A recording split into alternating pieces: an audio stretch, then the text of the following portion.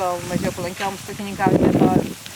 Šiose vietose ir kurios ir aplinkui, taigi potvynių užliejama zona, augmenija, pelkinė augmenija.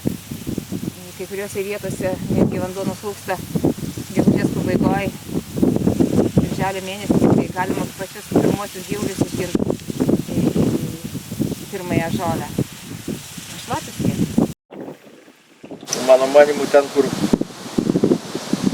traktorius negali pravažiuoti, su šito galima. Žinoma, su šito irgi, jeigu jau labai šlapia ir tokia minkštos durpės, tai yra problemų, bet išvažiuoja.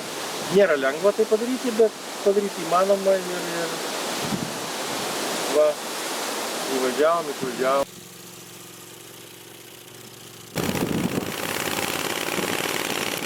Ypatingai tinka ta technika tokiom teritorijom, kurios buvo eilę metų neįvažiuojamos, net nesutvarkytos, bet kuriai technikai šiandienai pirmą kartą šienauti yra be galo sunku. Technika dar gali tiesiog šiek tiek pavargdama, bet gali nuvalyti pirmą kartą. Antras šienavimas visada būna jau lengvesnis šiek tiek. Ir puikiai žinom, kad tarkim dažniau šienaujant keičiasi net ir žolinės sudėtis.